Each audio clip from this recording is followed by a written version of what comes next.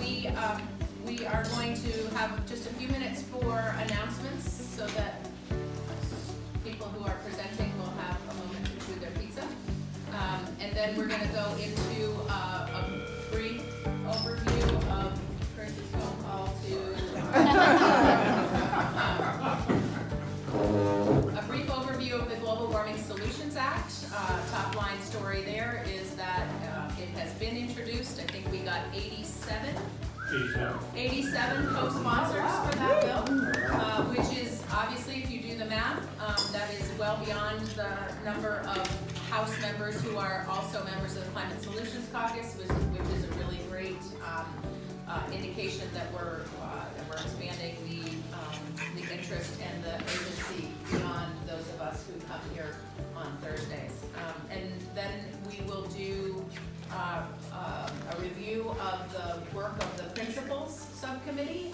Emily Kornheiser will be late because her committee's voting out a bill, but she had led a process of helping us really put down some firm guiding principles that will help us as we evaluate other legislation coming through in front of the Climate Solutions Caucus. Then, if we have time, we'll talk about the Renewable Energy Standard Bill that is beginning on your side, right?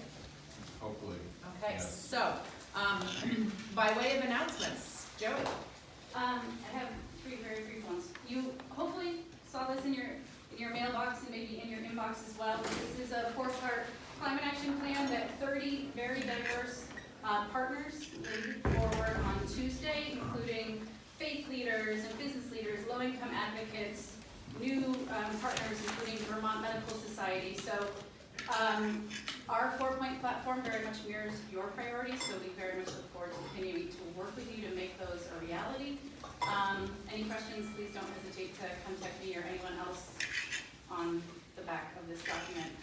2 other quick announcements, which is next Wednesday. Hopefully you've already gotten an invitation from the Energy Action Network, but they are hosting a conversation with experts from Massachusetts, Maine, and also from Vermont about the Global Warming Solutions Act. So really great opportunity to hear more about the value benefits and opportunity to get serious about our climate goals. And then lastly, really importantly, if you haven't seen, and I will actually do both of these things to the leadership team, on the Transportation Climate Initiative, they are hosting 4 public hearings across the state, and really important opportunity to let folks know and attend those hearings to learn more about and weigh in how we can structure an important program like this in an equitable, just, strategic way. Thank you. Did you have an event that you wanted legislators to know about this afternoon? Oh, yes. Most importantly, kidding. The Vermont Natural Resources Council, my organization, is hosting a Welcome Back Legislators at our humble abode just down the end of the street here at 9 Bailey Avenue.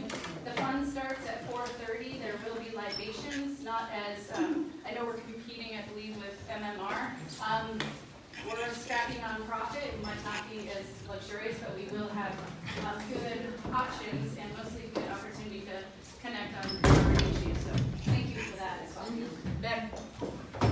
Just one quick announcement. VCOR is working with BDSR and other partners to help some businesses in Vermont give their employees the opportunity to come to the State House and meet with the legislators to talk about climate issues. So that's going to be next Thursday, the 23rd. They're going to have a press conference, and there are going to be employees in several dozen House districts and, of course, a number of Senate districts as well, that Liam O'Sullivan from our team and then Jordan Diaconia, who I don't think is in the room, from DBSR, are going to be trying to catch you all. If you do have folks from your area coming, and so either look for them in person, or if they don't catch you in the next 24 hours or so, look for an email from them about those potential meetings. And obviously we're hoping that you'll be able to find 5 minutes at some point in your busy days to meet with those folks.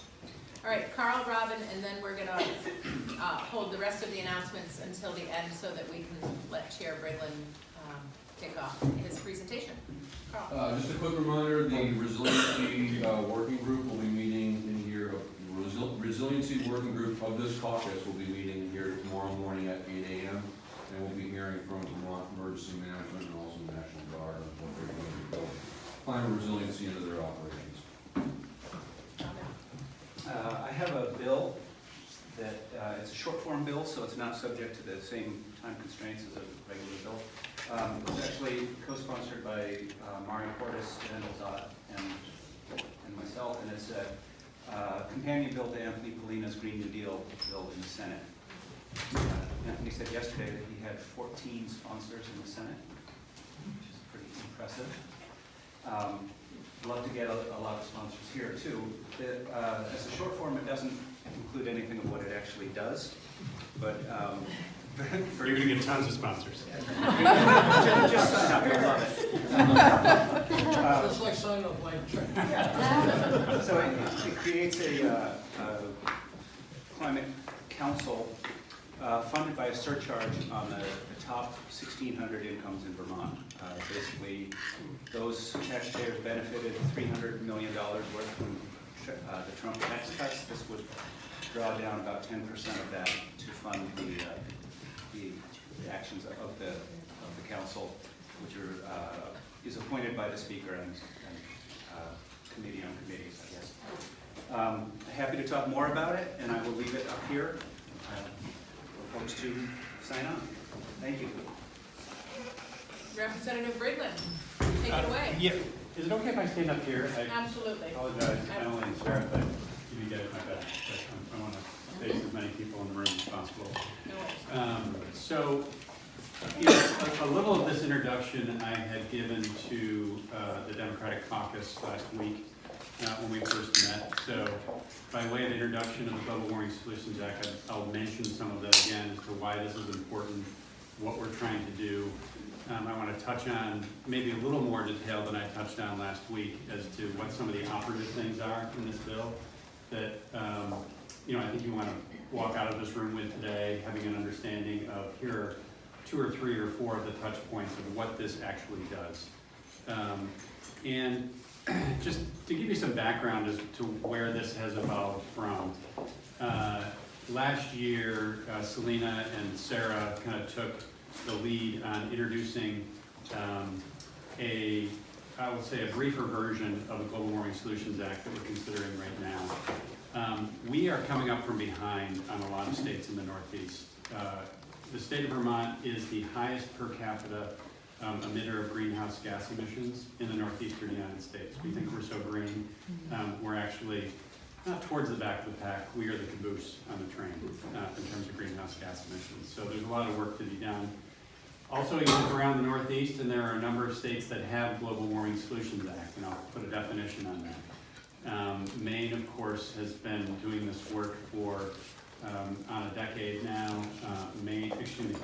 Massachusetts, Maine and New York recently passed bills and are moving down the track of the work that we're hopeful to start in the near future. Connecticut has been doing this work. So again, just by way of background, this is helping hopefully Vermont kind of catch up to other states in the Northeast. And of course, it's no surprise that we have no one watching the store in terms of climate issues at the federal level. So states, as states, we have to work unilaterally and in partnership, in regional partnerships with other states. And this is what the Global Warming Solutions Act is about. We are, in a sense, mirroring what some other states around us have already started down the path on. So this is Vermont hopefully kind of getting in line and working in concert in some regards with our neighbors. The Global Warming Solutions Act that we have before the House Energy and Technology Committee right now, I want to give you some of the highlights of it and how it's expanded from H462, which was the bill that was introduced last year. The number of the bill that we have before us right now is H688. So hopefully we'll be using that bill number quite a bit in the coming weeks. The bill foundationally takes Vermont's greenhouse gas emission goals, which we've had in statute. They're not obligations, they're goals we've had in statute for 10, 12 years. It was 2006 when they actually went into our books, which we've really done nothing about, as a state, in a concerted way, to strategically steer our state policy to what are we doing as a state to get our greenhouse gas emission levels down to meet these goals. So the first thing that this bill does is it says the 3 goals. The Paris climate goals that Governor Scott, to his credit, said 2 years ago when President Trump pulled out of the Paris Climate Accord, or started that process. Governor Scott said Vermont is going to be one of the 25 states that is going to pursue these goals. Of course, we haven't done anything about that since, but we've at least stated that as part of what we're going to be pursuing.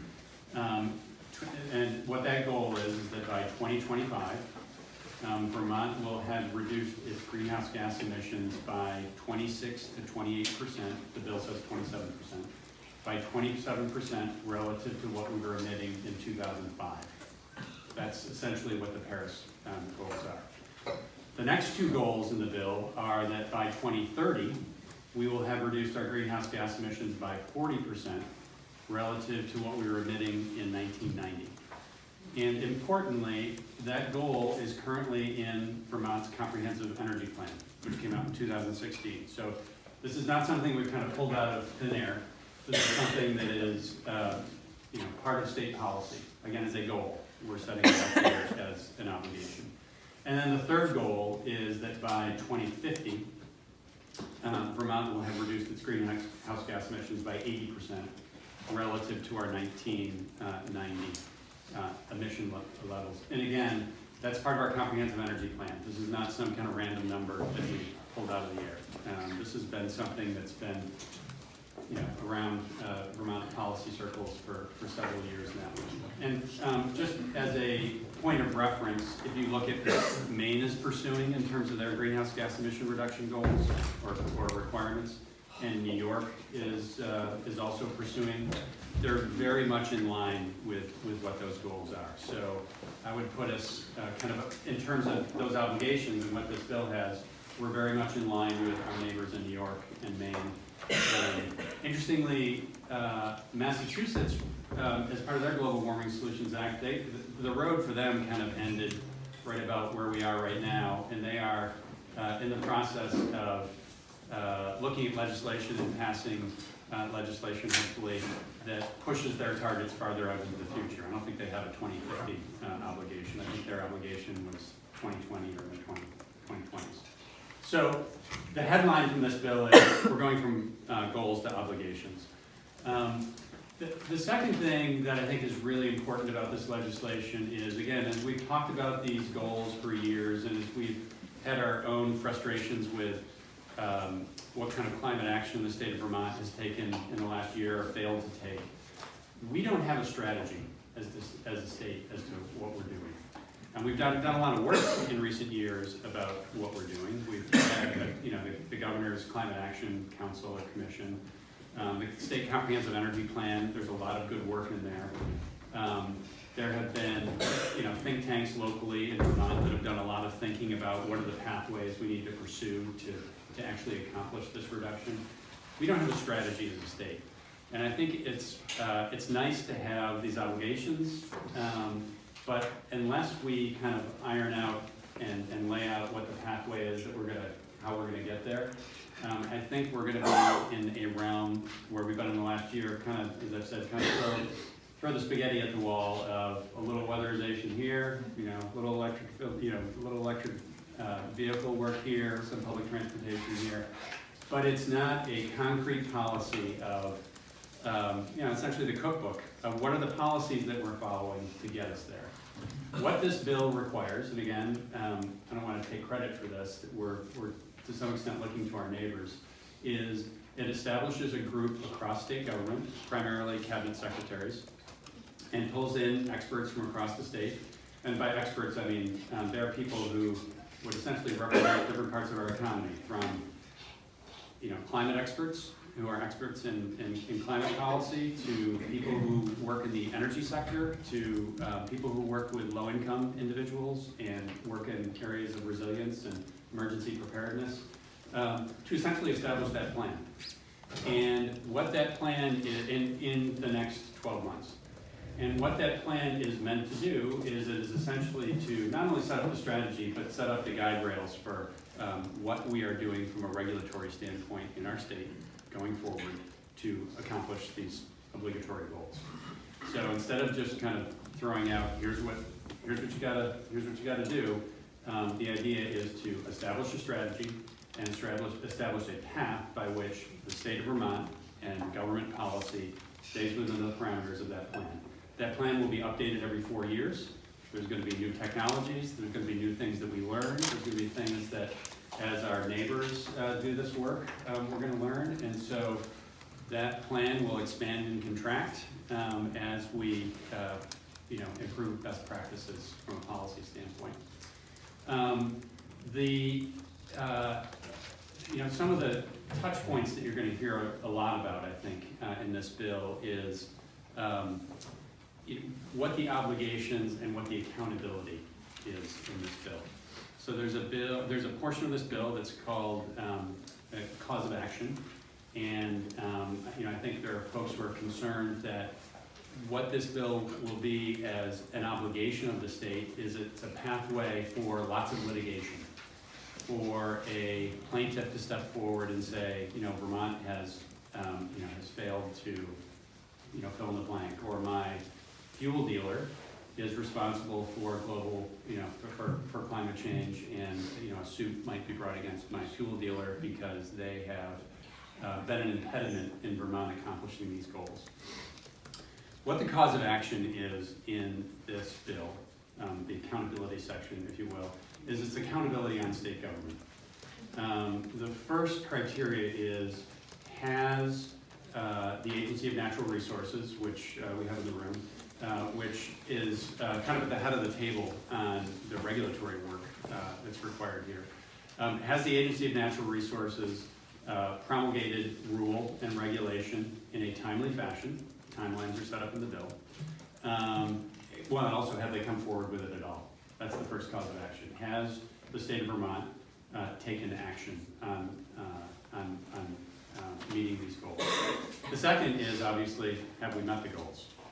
So the first hurdle, as I said, is 2025. Typically, we don't see the measurement data on this until a year. Well, right now it's been 3 years, but hopefully we'll shorten that process. But a first benchmark is, did we meet those Paris goals for 2025? And if not, again, potentially a plaintiff can step forward and say, State of Vermont, A&R, you didn't meet these goals. What can a judge do faced with that case that they said, yeah, you haven't met the goal? What a judge can do is, the remedy, if you will, is come back to the state of Vermont and say, you have to do more. Whether, in the case of A&R, you have to regulate more stringently, if you will. But the idea, and this is what I think there's been a lot of concern about with this legislation, is that you're going to be able to sue your neighbor because they drive a diesel truck. That's not what this is about. This is about holding the state of Vermont's government accountable for the work that we need to do from a policy perspective, from a regulatory perspective, in order to meet these goals. So I want to be clear on that because I've talked to a number of Vermonters and a number of lobbyists who represent business organizations who, 3 weeks ago were very concerned that's where we're going. We're not. This is about accountability for the state of Vermont in that regard. Those are essentially the kind of high points of the bill. The idea here is to lay a foundation off of which other policy can hopefully blossom and go forward in terms of climate action we're trying to take. And we think of some of the other major bills that are moving around this building and will in the next 3 or 4 months, related to TCI, related to all fuel efficiency regulation, related to renewable energy standards. Those are all things that feed into reducing our greenhouse gas emissions as a state. Will they necessarily come out of the work of this bill? You know, they certainly don't have to. I can certainly see the Climate Commission that is established in this bill highlighting those things, as these are things that we have to do to make this part of our strategic plan. But the idea here is to lay down not only the obligations that we have, but also a path to get there, and accountability. Those are really the three things that I think are most important about what we're doing here. We have a ton of testimony scheduled next week and the week after that. So I'm hopeful that we're going to make real progress in the next couple of weeks in moving this bill forward. But you know, we'll certainly be highlighting and updating folks on that next week and the week after. So if there's any questions, I'm happy to take questions, and of course offline, happy to as well. So legislators just want to make sure that these meetings are useful for us as a team of people supporting the passage of this legislation. So we're going to use this as a working meeting. If you have questions for Tim on the Global Warming Solutions Act, welcome you to chip in and raise a hand. Actually, there's something really important that I forgot to mention. And that is that this bill is not only about reducing greenhouse gas emissions, and I'll point to Carl and the work that his subcommittee is doing. And something that we've tried to expand on since the original work that Selena and Sarah did on this bill, which is that climate action is not only about reducing greenhouse gas emissions. That's hopefully what is going to save us 80 years from now. But it's also about how do we live on this planet in the next 20 or 30 years when the weather is getting worse and the severity and the frequency of those weather events is increasing. So a part of this bill, importantly, is how are we thinking about and planning for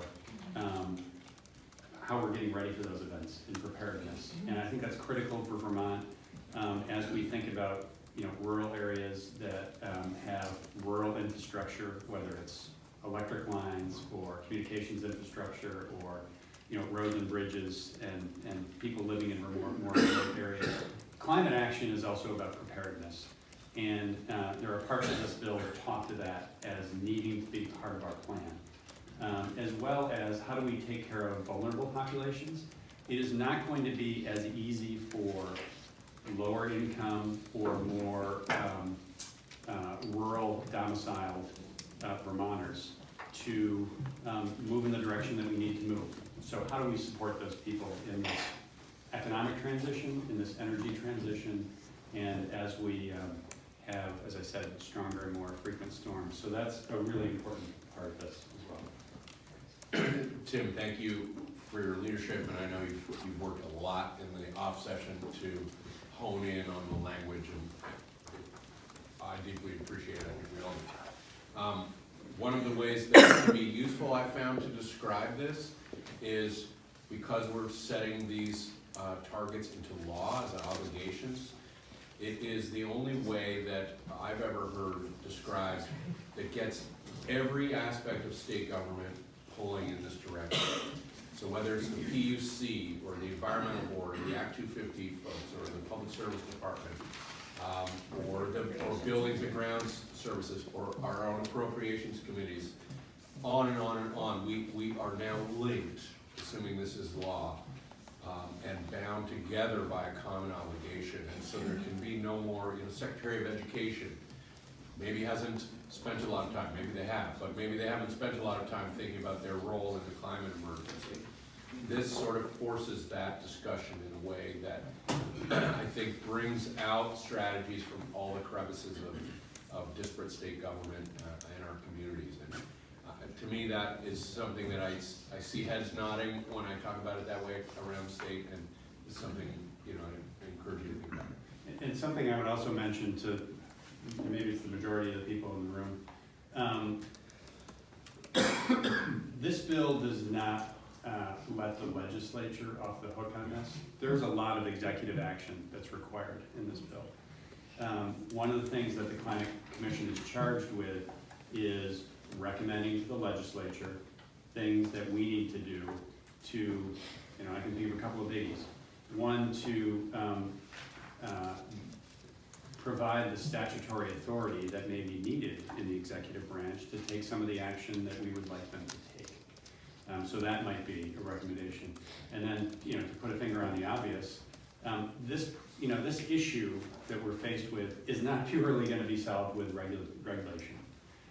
There are things that are gonna require us in the legislature and the governor to make some hard decisions on how do we fund some of these mechanisms.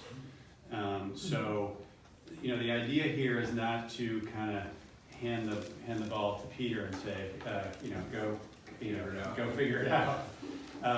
And I don't, you know, the last thing I want legislators to think is that we're passing that obligation on. Not at all. There's still a lot of work that the legislature has to do in coming years on this. And the other question that's come to me is, well, how much is this going to cost? What is this going to cost? And there are going to be investments that we are going to have to work with the governor on. And again, part of the work of this commission, you know, as Chris said, is we've got to kind of focus our strategy in how to best use our resources, whether they're the resources of the executive branch or whether they're taxpayer resources. How are we going to push in that direction, you know, in a way that is, you know, we're all pulling the oars in the same direction, if you will, to use a tired metaphor. So this is something I wanted to add, is that what's in this bill and what our obligations are as a legislative body going forward. Legislators, any other questions? Just a really quick one. You said that Vermont has the highest per capita emissions or greenhouse gas emissions in New England or the Northeast? Northeast, and I'll include New York in that, so New England states. New and England plus New England. New England plus New York. Per capita. And New York.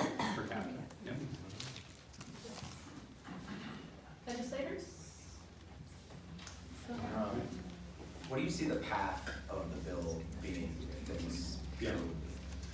Yeah, so just from a legislative Yeah. Strategy standpoint, very likely there is going to be an appropriation, which kind of relative to a lot of the appropriations we talk around this place is going to be modest, to support some positions in A&R in the first year to support this commission, and then after that to support rulemaking and the additional work that A&R has to do.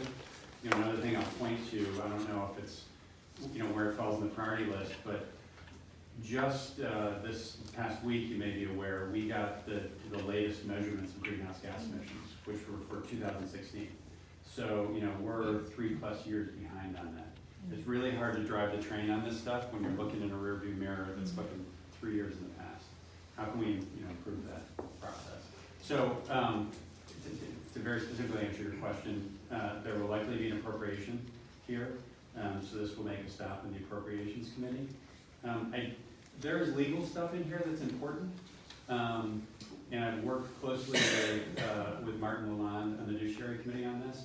They will likely take a look at this. I don't think it's something that necessarily rises to the level of them taking possession of the bill, but they will, you know, they'll give a blessing or maybe some suggestions on how we might improve the bill. So those are the two other committees that will either be formally involved or indirectly involved. So, that's where we're going. All right. Taking more than 50. Thank you so much for Thanks, Sue. being here. Did you have a question? So you're on. So we have, we've spent a little bit of time in previous Climate Solutions Caucus meetings talking about a process for formally adopting the principles around which we will judge our actions and guide our actions. And so Emily Kornheiser has been kind enough to spearhead that subcommittee. I would like us to take a look at these principles here this week, maybe give it a week or two for some feedback, and then at one of our future meetings, take some formal action to adopt these as guiding principles for our climate work going forward. Take it away. Thank you. And so the committee that has been working on this in various capacities, some folks just via email because they weren't able to make it to our virtual meetings. is Representative Chena, Senator Ingram, Representative Durfee, Representative Iacovone, and Representative Cooper. And so I'm gonna hand them out. I brought 15 copies. I've sent this out via email like 12 times, so feel free to just use a virtual copy if you want or share. I'm gonna keep one for reference.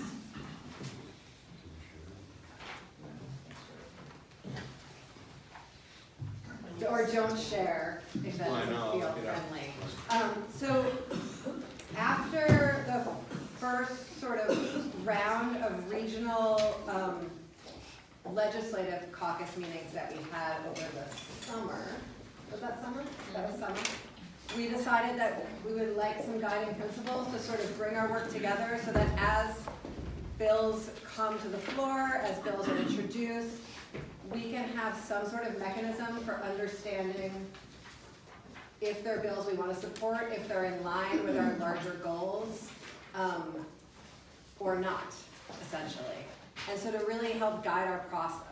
In some ways that the Global Warming Solutions Act is sort of this big framework for all of government to be making decisions about climate change. This is a very small way for our caucus to be doing that. It will also help us have a clearer lens for having conversations with each other and within the legislature to bring some shared language to the work that we do, and should help us communicate with constituents and then legislators who are not part of the Climate Caucus. And so it's set up in sort of 4 buckets. What does success look like? Those are like big dreams for if we win all of the fights and pass all of the bills, what would happen in the end? What would Vermont look like in terms of climate change? How will we know when we've achieved it? I'm sorry if I shamed people into not taking a piece of paper. Sorry. Just share with neighbors. How will we know when we have achieved it, which we have not filled in yet, and I would love some help from more sort of people who are technically involved in this stuff, or as well as advocates who are technically involved in this stuff, to really put some numbers and some deliverables on there. And then are there values or principles that will help us get there? Which is really some of the ethic that guides our work when we're thinking about things. And then finally, there's just a charming paragraph that Rep. Iacovone drafted and that we did some wordsmithing on to really summarize what we're saying in a way that can be communicated easily. It's just a paragraph talking point. I will read through them now, slower than I just said those other things, so that you have time to think while I'm talking. So what does success look like? All Vermonters live in safe, warm homes. All Vermonters can get where they need to go. Vermont's economy is strengthened. Vermont's energy use is renewable and clean. Vermont's emissions are drastically reduced and continue a trajectory towards zero. And Vermont is an example for other states. And then, are there values or principles that will help us get there? Solutions drive improved jobs and sustainable economic growth. All new legislation strives to do no harm. The transition to a clean energy economy is equitable. The costs and benefits are distributed fairly according to each Vermonter's ability to pay and utilize. Our work is data-driven and founded on evidence-based research. Reading is hard today. We examine the secondary and tertiary effects of our policies. We strive to represent all voices in our solutions, especially those most impacted. As people move away from regions hardest hit by climate change, Vermont will position itself as a state that embraces new residents, says bless you to all who sneeze, and provides opportunities for jobs, housing, and community. We meet the needs of Vermonters impacted by climate change today and into the future, and plan for the continued impacts as we work to prevent greater impacts in the future. That's the resiliency one that I just added in committee today. That needs lots of wordsmithing. And so the final paragraph about how to communicate the principles is, the fundamental shifts that are needed to address the scale of this challenge will require all of us. The strategies to help mitigate the climate emergency should be shared by all Vermonters, but funding of those strategies must be designed to minimize any adverse financial impact on Vermonters of modest means. Legislation to help reduce the climate emergency must be founded on science. Proposals to address the climate emergency should promote economic growth in an environmentally sustainable fashion. Multi-state efforts that help to spread the cost of climate reduction strategies across a broader population should be pursued. And so we're hoping that once we can create a rubric, once we sort of have some approval on these principles, that we can create some sort of decision rubric. So as we're having conversations, a good example would be the weatherization bill. Last session, that there was a lot of internal debate about, and we did not have a lot of time to make a quick decision. That would help us have those conversations in a more organized fashion. Yeah, or objective. And then the last thing I want to say is, these are like very sort of common sense Vermont language that we used. Representative Chena shared what some folks outside of Vermont have done that is much more aspirational language and sort of briefer catchphrases with longer paragraphs that I find very shiny and beautiful, and I love them, from the Climate Justice Alliance. But they're very sort of different in tone, and so that might be something, if folks are sort of feeling like this is too Vermont and we want something that's more aspirational and shiny, that we might want to look at those, and I will send those out via email. Flannel and Carhartts or Gucci? They're really not Gucci, they're just very aspirational. So it says things like, and use the language of a just transition, which when the Youth Climate Congress, I always want to call it a caucus, but it's a Congress. When the Youth Climate Congress came to my committee, the language of a just transition feels really resonant, I think, for the youth right now, and it feels really resonant for me personally.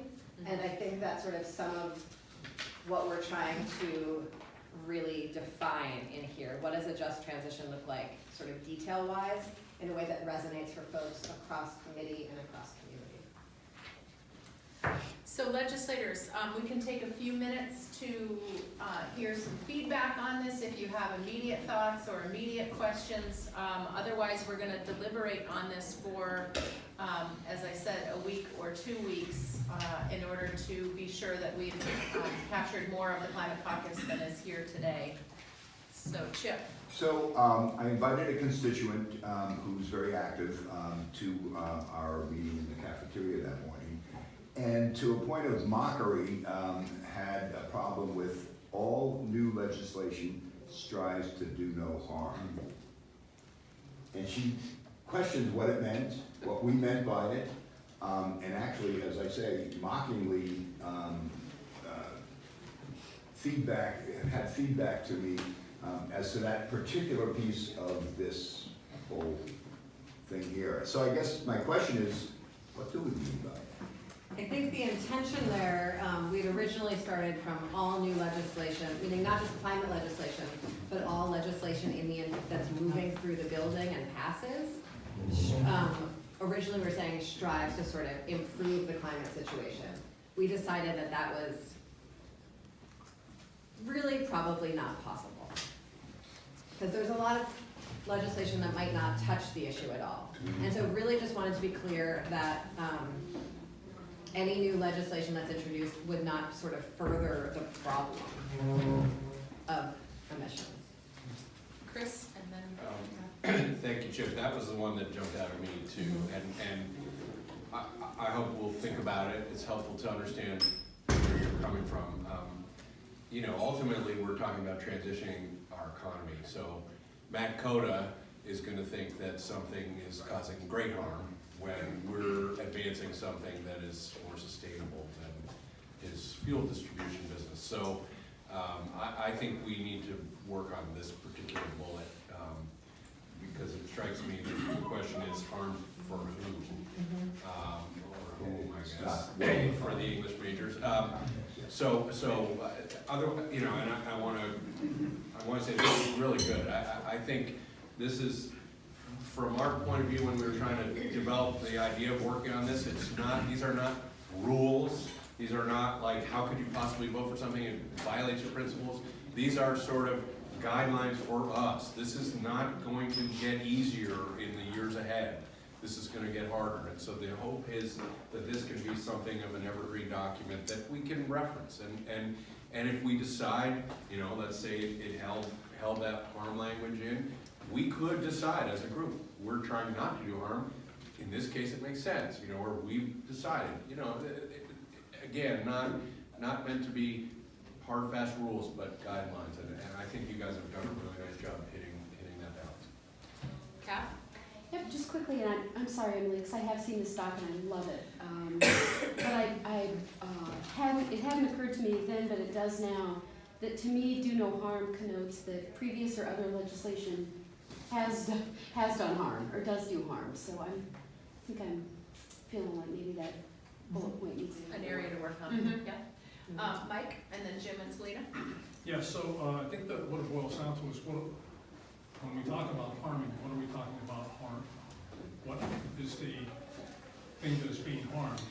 And I think what you're trying to get at is that we'll do no harm with respect to greenhouse gas emissions, say. That any legislation we pass won't increase the amount of greenhouse gas emissions being emitted in Vermont. You know, because harm is subjective.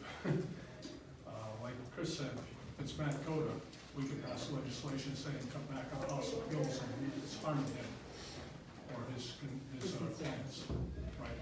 So we want to be specific as to what we consider for harm. Jim? Yeah, as has been said a couple of times, the current language could mean different things to different people. But I would hesitate on trying to get too crisp and too definitive because we'll leave one thing off to the side while we're trying to cover something else. And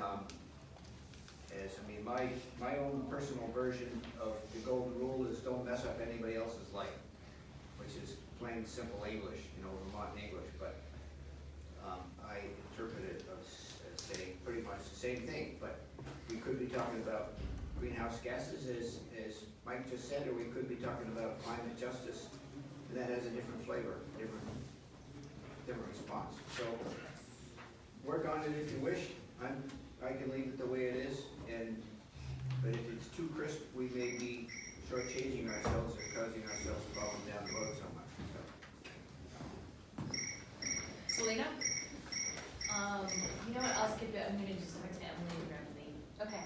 So, Climate Caucus members, if you're looking for the link to the draft of this document, I believe it was November 10th that Emily sent it out. Does that sound like the most reasonable? Sure. Yes, and I Okay. can resend it today. Yeah, maybe, that was Yeah. really my process Yeah. question, Yes. so, you could send it to me and I could send it out, or you can send it out directly, but I was just gonna ask if you could resend the most current version, just so we all have it top of inbox, if we're gonna keep working on it. And I don't wanna speak for other people, but I would definitely be interested in looking at the framework that Representative Tina shared as well.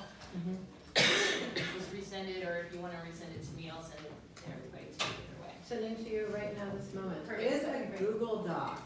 Yes. Okay, yeah. So people Sending the can- link to the Google Yes, Doc so people means that you do can, things to it.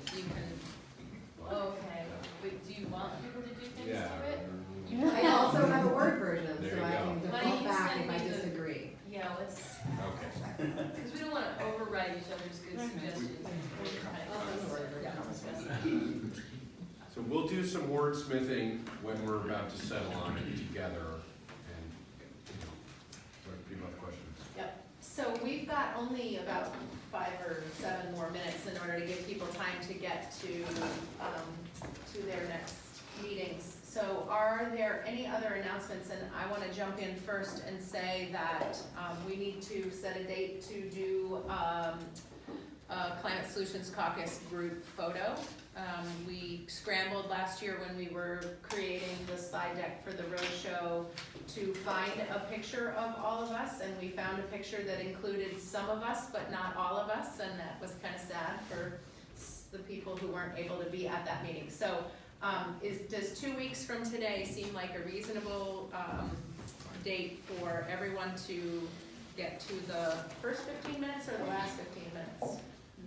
Last, I think. All right, so that would be January 30th, the last 15 minutes of Climate Solutions Caucus to do a large group photograph. Where?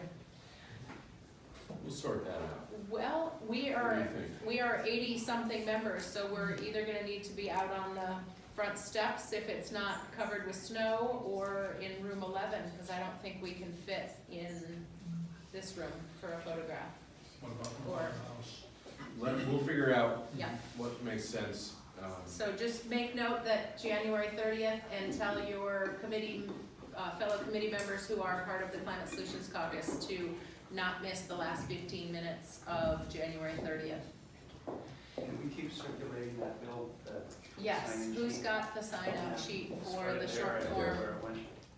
Okay, Um, any other announcements? I Chris? have an announcement. I want to introduce Daniel Jared, is interning with us. He's helping us pull together a simple website, among other things. So thank you, Daniel, he came to one of our road shows, or two of our road shows, and kept emailing, and so here he is, and I'm grateful to have his help.